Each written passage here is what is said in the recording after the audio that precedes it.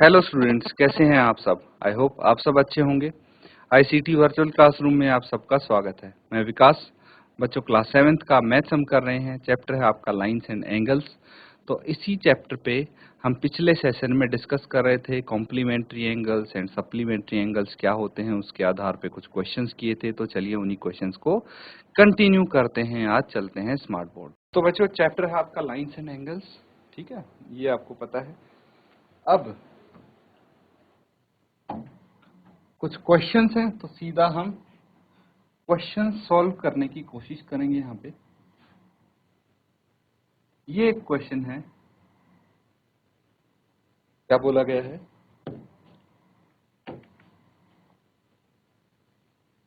N angle is greater than 45 degree, is it complementary angle, greater than 45 और equal to 45 और less than 45। तो यहाँ पे एक आपको एंगल दिया है जो 45 डिग्री से बड़ा है। अब उसका कॉम्प्लीमेंट्री एंगल कितना हो सकता है पॉसिबली, ये बताना है। सबसे पहले ये पता होना चाहिए कॉम्प्लीमेंट्री एंगल क्या होता है, ठीक है। उसके बाद ही आप इस क्वेश्चन का आंसर कर सकते हो कि जो उसका कॉम्प्लीमेंट होगा या फिर 45 डिग्री से बड़ा कोई एंगल है, मान लीजिए 46 डिग्री है, ठीक है, तो इसका कॉम्प्लीमेंट 45 डिग्री होगा, 45 डिग्री से बड़ा होगा या उससे छोटा होगा, ये आपको आंसर करना है। नोट करिए, फटाफट आंसर बताइए क्या हो सकता है इसका।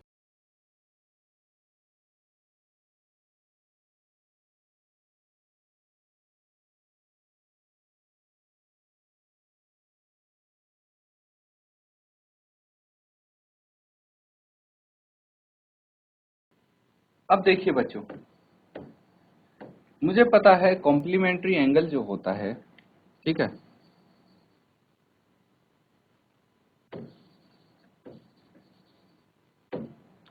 वो होते हैं 90 डिग्री। मतलब जिनका सम 90 डिग्री हो उनको कॉम्प्लीमेंट्री एंगल बोलेंगे। अब एक एंगल है हमारे पास 45 डिग्री से बड़ा, ठीक है, तो ग्रेटर देन 45 डिग्री क्या हो सकता है, 46 हो सकता है, 47 हो सकता है, कुछ भी हो सकता है ना, टिल 89, है ना। 46 से 89 डिग्री तक हो सकता है। क्यों 90 नहीं हो सकता? क्योंकि अगर एक एंगल ही 90 डिग्री हो गया तो दूसरा एंगल 0 होगा, तो ऐसा पॉसिबल नहीं है। इसीलिए भाई 45 और 90 के बीच में जो भी एंगल होंगे, अब वही हो सकता है ये कॉम्प्लीमेंट्री एंगल। कुछ भी मान लीजिए हम सबसे छोटा एंगल मानते हैं 46, ठीक है, इसमें हम कुछ जोड़ देते हैं तो 90 डिग्री हो जाना चाहिए, क्योंकि कॉम्प्लीमेंट्री एंगल्स का सम 180 डिग्री 90 डिग्री होना चाहिए। तो अब अगर मैं इसको उधर लेके जाता हूँ राइट हैंड साइड, तो 90 माइनस 46 और ये आ गया x इज इक्वल टू 44। तो बेसिकली यहाँ पे हमने सबसे छोटा एंगल लिया है जो 45 से बड़ा है, ठीक है। तो अगर एक एंगल 46 का है तो उसका कॉम्प्लीमेंट एंगल 44 का होगा, ठीक है। अगर 47 लेते हैं हम तो इसका कॉम्प्लीमेंट एंगल कितने का होगा, 43 का होगा, तभी इनका सम 90 होगा। तो बेसिकली ये है, जैसे जैसे ये हमारा एंगल बढ़ता जाएगा जो 45 डिग्री से बड़ा है, दूसरा एंगल उतना ही 45 डिग्री से छोटा होता जाएगा। समझ में आ गया? तो यहाँ पे हमने प्रैक्टिकली इसको अप्लाई करके देखा है। अब इसको थ्योरेटिकली अगर सॉल्व करेंगे तो किस प्रकार से कर सकते हैं, देखिए। सबसे पहले हम जो कॉम्प्लीमेंट्री एंगल है लेट कर लेंगे उसको, let the complementary angle, let the complementary angles be X and Y, ठीक है। तो इसका मतलब क्या है, that is x plus Y 90 degree होना चाहिए कि नहीं होना चाहिए, इन दोनों का सम 90 डिग्री होना चाहिए। लेकिन यहाँ पे एक चीज गिवन है, इट इज गिवन दैट, क्या गिवन है कि एक एंगल जो है, मान लीजिए x है, वो 45 डिग्री से बड़ा है, ये तो गिवन है। अब अगर हम क्या करेंगे, ऐड कर देंगे, एडिंग y बोथ साइड्स, दोनों साइड्स में y ऐड कर देंगे तो ये क्या बन जाएगा, x plus Y is greater than 45 degree. ठीक है, यही रहेगा ना।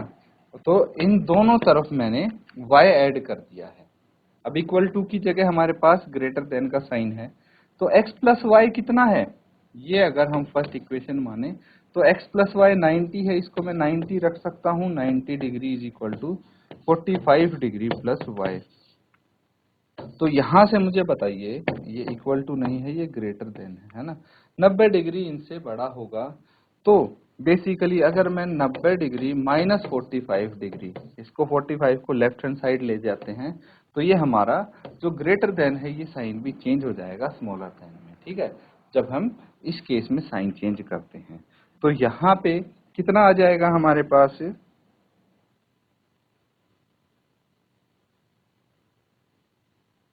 नहीं ये सेम रहेगा, साइन यहीं पे रहेगा और ये हमारा 45 डिग्री आ जाएगा, है ना। 90 माइनस 45 45, तो हम ये बोल सकते हैं कि y इज स्मॉलर देन 45। तो हम बोल सकते हैं 10 इट्स कॉम्प्लीमेंट्री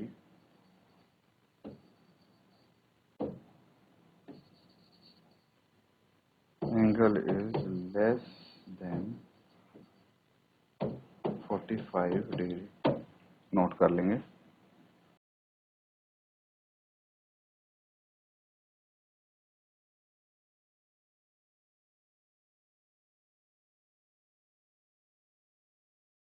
तो ठीक है बच्चों, यहाँ तक आपने नोट डाउन कर लिया है।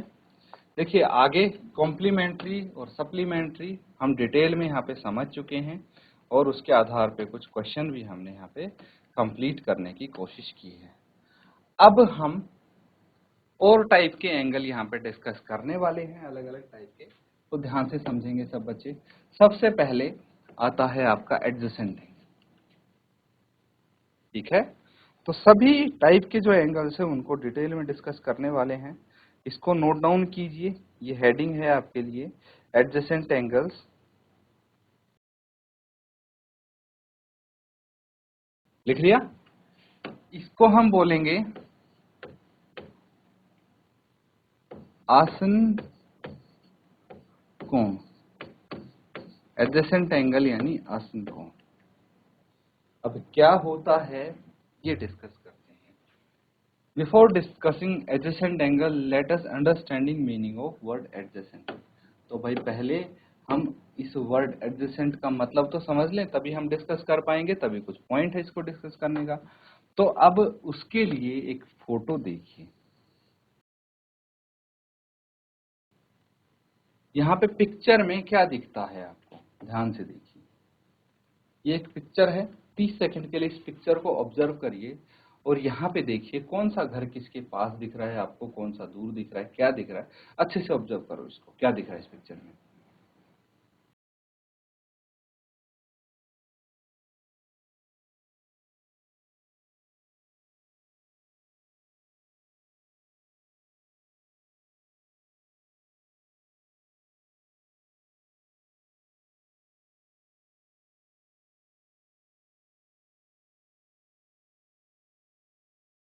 चलिए, ऑब्जर्व कर लिया है तो ध्यान से इस पिक्चर को देखेंगे। अब ऊपर वाले पिक्चर में अलग अलग घर के अलग अलग नाम हम रख लेते हैं। इस घर का नाम रखा हमने B, इसका Q और इसका R। तो हम देख सकते हैं, we see that house Q is next to house P। Q house, जो घर Q है वो P के अगला है। Also house R is next to house P, और हाउस Q के बाद क्या है, हाउस P के बाद क्या है, R भी है ना। लेकिन अगर हम पिक्चर में देखें अच्छे से, we can see that house P and house Q share their compound walls. तो मतलब ये है कि ये तीनों घर हैं तो आसपास ही, पास पास हैं सारे घर, लेकिन जो P और Q है ना, P और Q घर हैं, वो अपनी कंपाउंड वॉल शेयर कर रहे हैं एक दूसरे से। ये देखिए, जो उनका कंपाउंड है, उनके बीच में जो दीवार है वो ये शेयर कर रहे हैं, जबकि P और R के साथ नहीं है ऐसा। House P and house R do not share their wall with each other, है ना। ये तो अपनी दीवार नहीं करते, ये तो रोड के दूसरी तरफ है। देखिए ये रोड के इस तरफ एक आ गया और इस तरफ दूसरा घर आ गया। तो अब क्या है, there has to be something common to be called adjacent. तो अगर आपको किसी चीज को एडजेसेंट बुलाना है तो उन दोनों के बीच में कॉमन होना चाहिए। जैसे कि इन घर में है P और Q के घर में कंपाउंड वॉल कॉमन है, इसलिए हम बोल सकते हैं house Q is adjacent to house P, क्योंकि इनमें कुछ कॉमन है। वही चीज R के लिए हम नहीं कह सकते। समझ में आया एडजेसेंट का मतलब क्या होता है? चलिए, बहुत अच्छी बात है। अब ये कॉन्सेप्ट अगर सीख लिया है आपने, तो अब इसको हम अप्लाई करेंगे एडजेसेंट एंगल के केस में। ठीक है, अब देखिए दो एंगल जो हैं वो एडजेसेंट हो सकते हैं, दो कोण आसन्न हो सकते हैं अगर उनका एक कॉमन वर्टेक्स हो, तो हम उसको बोलेंगे कि भाई दो कोण हमारे क्या हैं, एडजेसेंट हैं। समझ में आया? तो सबसे पहली कंडीशन तो यही है कि जो दो कोण हैं उनकी क्या है, वर्टेक्स कॉमन होना चाहिए। वर्टेक्स यानी शीर्ष। क्या होता है वर्टेक्स? मतलब शीर्ष। तो ये शीर्ष, दो शीर्ष जो दोनों एंगल्स की जो शीर्ष है वो उभयनिष्ठ होनी चाहिए। कॉमन यानी उभयनिष्ठ होनी चाहिए, ये भी लिख लेंगे। वर्टेक्स का मतलब तो ये हो गया, और इसको भी लिख लेंगे आप,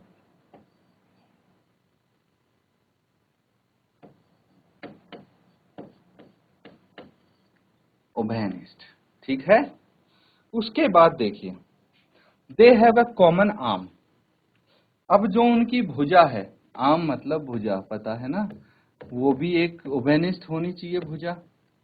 बट नो इंटीरियर पॉइंट, लेकिन जो इंटीरियर पॉइंट है वो कॉमन ना हो। ठीक है, तो ऐसे में हम क्या बोल सकते हैं, बेसिकली जो उसकी बाकी की दो भुजाएं हैं वो उभयनिष्ठ नहीं होंगी, वो एक एक तरफ होंगी। दो, वही दो एंगल हैं। देखिए अब वहां पे तीन आर्म्स होती हैं। इस थर्ड पॉइंट का मतलब समझाते हैं। They have no common interior point का मतलब यही है कि भाई एक एंगल हमारे पास ये है, ठीक है, और एक एंगल ये है। अब यहाँ पे सबसे पहले हम देखेंगे इनके जो वर्टेक्स हैं। ये इसका वर्टेक्स होगा, ये इसका वर्टेक्स होगा, कॉमन नहीं है तो एडजेसेंट हो ही नहीं सकते, बाकी चीज का सवाल पैदा नहीं होता। लेकिन अगर हमने इनके वर्टेक्स कॉमन कर दिए, चलो, तो भी जरूरी नहीं है ये एंगल एडजेसेंट हो। अब ये और ये एंगल एडजेसेंट नहीं हो सकते, क्योंकि खाली वर्टेक्स कॉमन है। इनकी जो भुजा है एक, ठीक है, वो भी कॉमन आर्म होनी चाहिए। अब इनकी तो अलग अलग है, दो भुजाएं, इसकी ये होगी, इसकी ये होगी। तो चलिए मान लीजिए, आपकी बात मान लेते हैं, और हम एक काम करते हैं, हम वर्टेक्स भी कॉमन रख देते हैं और एक आर्म भी कॉमन रख देते हैं। ये तो होगी कॉमन आर्म, ठीक है, कॉमन आर्म। और ये हो गए आपके वर्टेक्स, हो गया कॉमन। लेकिन पॉइंट कॉमन नहीं होना चाहिए। जैसे इसका पॉइंट ये है तो इसके अंदर नहीं आना चाहिए, और इसका पॉइंट उसके अंदर नहीं जाना चाहिए। अगर ऐसा हो गया तो फिर गड़बड़ है। अब ऐसे भी तो हम बना सकते हैं, एक एंगल मैंने ये बनाया, ठीक है, और दूसरा एंगल मैंने इसी के ऊपर बना दिया, ये ले भाई, वर्टेक्स भी कॉमन है, आर्म भी कॉमन है, इनको एडजेसेंट एंगल नहीं है तो सेम एंगल हो गया। तो ये चीज है, ये पॉइंट यहाँ पे क्लियर करना चाहते थे। ये लिख दिए सारे पॉइंट्स आपने। चलिए अब इसको हम डिस्कस कर लेते हैं।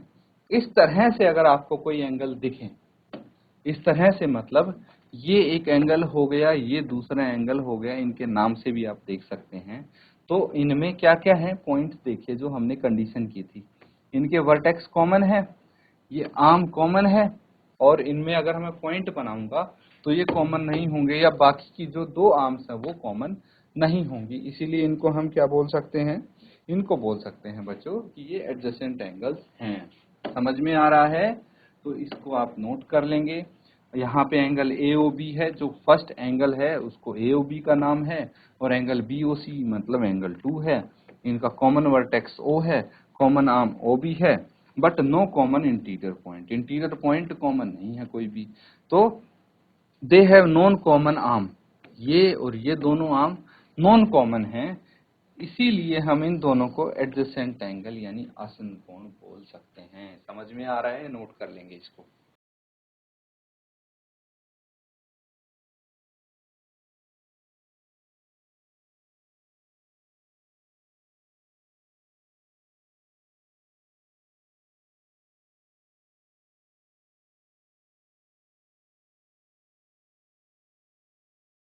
ठीक है, अब देखिए इसके एग्जांपल्स भी यहाँ पे देख सकते हैं। In the following figure angle marked with angle 1, 2 are they adjacent? If not give a reason for that. तो यहाँ पे 3 पार्ट देख पा रहे हैं आप। अब एंगल 1 और 2 से मार्क किए गए हैं, आपको बताना है क्या वो एडजेसेंट है एक दूसरे के या नहीं।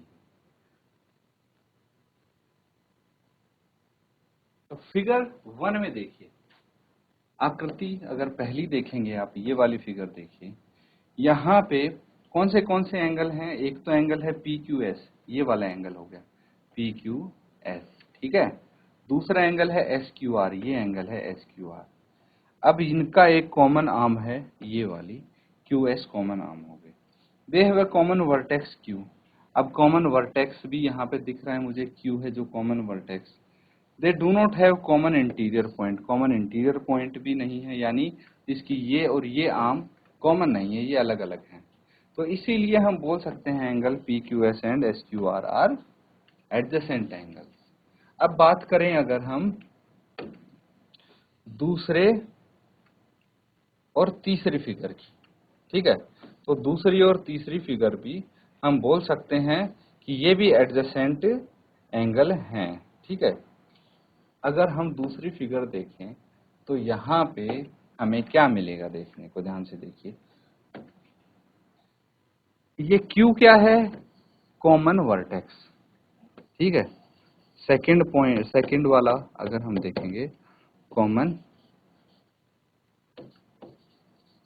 वर्टेक्स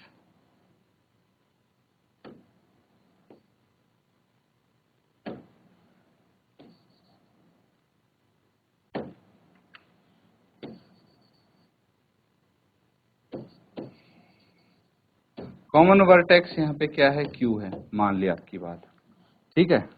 अब एक एंगल है हमारे पास ये वाला RQS, और दूसरा एंगल है हमारे पास S, यही है ना, angle RQS and angle SQP। इन दोनों में वर्टेक्स कॉमन है। कॉमन आर्म बताइए कौन सी है? ये हो गई QS।